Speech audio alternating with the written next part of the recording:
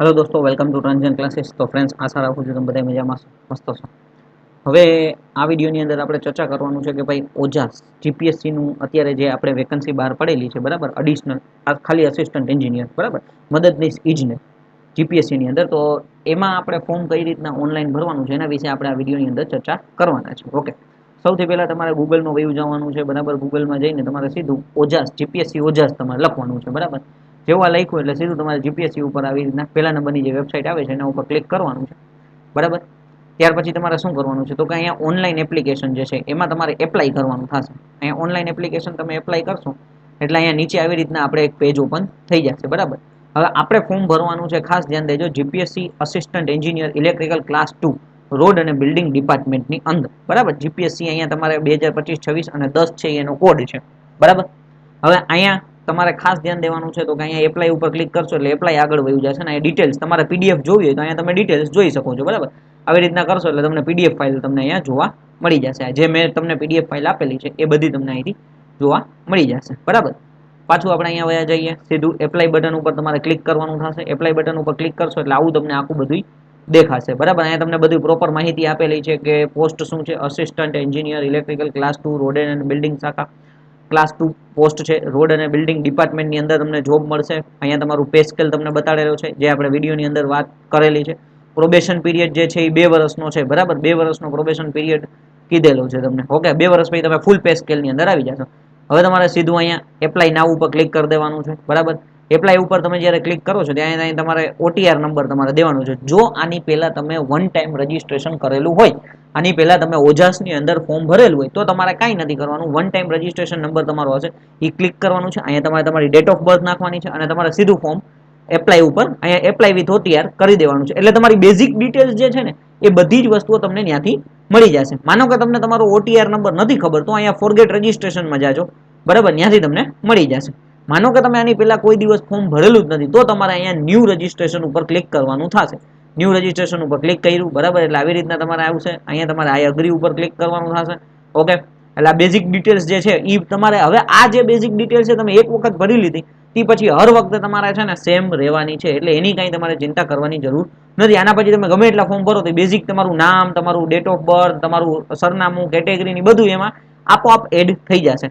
સૌથી પહેલા અહીંયા મિસ્ટર, મિસિસ, મિસ, ડોક્ટર તમારે જે કંઈ પણ લાગુ પડતું એ પ્રમાણે અહીંયા તમારી સરનેમ, ફર્સ્ટ નેમ, પછી અહીંયા તમારો ફાધર્સનું નેમ, બરાબર, એટલે કોઈનું નામ છે, માનો કે ભાઈ મકવાણા નિમેશ પ્રવીણભાઈ, બરાબર, તો મકવાણા ફર્સ્ટ નેમની અંદર નિમેશ આવશે।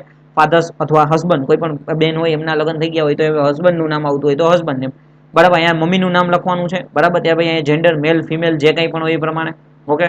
ફિમેલ મેલ હોય તો મેલ લખવાનું, ઓકે। અહીંયા રીસિલેક્ટ પાછું જેન્ડર કરવાનું, અહીંયા તમારે તમારી ડેટ ઓફ બર્થ લખવાની છે, ઓકે। પછી મેરિટલ સ્ટેટસ, મેરિડ હોય તો મેરિડ કરવાનું, અનમેરિડ હોય તો અનમેરિડ, ઓકે। ત્યાર પછી આગળ અહીંયા આપણે જોવાનું કેટેગરી, તો કે કેટેગરીની અંદર તમે જનરલમાંથી ફોર્મ ભરો છો તો તમારે ખાસ ધ્યાન દેવાનું, તો તમારે જનરલ ક્લિક કરવાનું થશે। આવી રીતના લોડ લેશે, ખાસ ધ્યાન દેજો। જનરલ ઈડબ્લ્યુએસ જો તમે સિલેક્ટ કરો છો તો તમારે ઈડબ્લ્યુએસ સર્ટિફિકેટ નંબર, ઈડબ્લ્યુએસની સર્ટિફિકેટની ડેટ, પ્રમાણપત્ર આપનાર અધિકારી, બરાબર, અને કયા રાજ્યમાંથી પ્રમાણપત્ર કઢાવેલું છે આટલી ડિટેલ્સ ભરવાની છે। જો તમે એસસીબીસીમાંથી, એસટીમાંથી, માનો કે એસટીનું આવી ગયું તો એસટીમાંથી, તો તમારે કાસ્ટ સર્ટિફિકેટ જોશે। સેમ વસ્તુ તમે એસસીબીસીમાંથી ભરશો તો તમારે અહીંયા તમારે ખાસ દેવાનું થશે કાસ્ટ સર્ટિફિકેટ, એ ઉપરાંત નોન ક્રિમી લેયર સર્ટિફિકેટ, આ બે વસ્તુ તમારે દેવાની થશે, બરાબર। અહીંયા તમારે એના નંબર દેવાના છે, ડેટ દેવાની છે, કયા રાજ્યમાંથી કઢાવેલું છે, બરાબર। અહીંયા તો પ્રમાણપત્રમાં તો કે ભાઈ તમે જે જગ્યાએથી કઢાવો છો એ પ્રમાણે તમારે અહીંયા દેવાનું થશે। એસસીમાં સેમ વસ્તુ એ જ રીતના રહેશે, બરાબર, તમારે કાસ્ટ સર્ટિફિકેટ દેવાનું રહેશે। ત્યાર પછી અહીંયા તમારે તમારું પરમેનન્ટ એડ્રેસ અને તમારે બે એડ્રેસ તમે જ્યાં રહેતા હોય કોરસ્પોન્ડન્સ એડ્રેસ, બરાબર, પરમેનન્ટ એડ્રેસ બે તમારે અહીંયા ક્લિક બધાય વ્યવસ્થિત રીતે તમારે ભરી દેવાનું છે। District, pincode, number proper perfect, બરાબર। મોબાઈલ નંબર અહીંયા તમારે તમારો એડ કરવાનો છે, અહીંયા તમારે અહીંયા રીટાઈપ મોબાઈલ નંબર નાખવાનો છે, બરાબર। અહીંયા ત્યાર પછી ઈમેલ આઈડી તમારે અહીંયા નાખવાનું છે, અહીંયા રીટાઈપ ઈમેલ આઈડી નાખવાનું છે, અને ત્યાર પછી તમે જોશો અહીંયા ઇન્ડિયન, બરાબર, નેશનાલિટી તો બધાને ઇન્ડિયન જ આવશે એટલે કાંઈ ચિંતા નથી। પછી શું તમે રમત ગમતના વધારાના ગુણ મેળવવાને લાયકાત છો? જો તમે નેશનલ કે મતલબ આવી રીતના સ્ટેટ લેવલ કે કાંઈ પણ તમે રમત ગમત વિભાગમાં રમેલા હો તો યસ થતું હોય તો યસ કરો, જનરલી બધાને નોટ આવશે। પછી અહીંયા ફિઝિકલ ચેલેન્જ એટલે કે ફિઝિકલ હેન્ડીકેપ કોઈ હોય, બરાબર, જો કોઈ ન હોય જનરલી બધાને નોટ એપ્લિકેબલ જ આવશે। ઇન કેસ કોઈ વ્યક્તિ હોય, બરાબર, તો એને અહીંયા ખાસ તમારે જે બ્લાઇન્ડનેસ છે, ડીફ એન્ડ ડમ છે, બરાબર, લો વિઝન છે, હિયરિંગ છે, એ જે કંઈ પણ તમારે આવતું હોય એ પ્રમાણે તમારે ટીક કરવાનું થશે. ઓકે, આટલું ક્લિયર. પછી જો કોઈ બહેન હોય, બરાબર, એ વિધવા હોય તો યસ હોય તો યસ કરવાનું, જનરલી બધાને જ નો આવશે, બરાબર. ત્યાર પછી એક્સ સોલ્જર છે, બરાબર, એક્સ સોલ્જર તો એમાં પણ નો આવશે. ત્યાર પછીનું અહીંયા તમે જો currently working as Gujarat government employ, તમે ગુજરાત ગવર્મેન્ટમાં ક્યાંય જોબ કરો છો, યસ હોય તો યસ કરો, નકર નો કરી દેવાનું થશે. ઓકે ઓકે ફ્રેન્ડ્સ, ત્યાર પછી તમારે સીધું આવતું રહેવાનું છે ક્યાં, તો કે અહીંયા નીચે, બરાબર.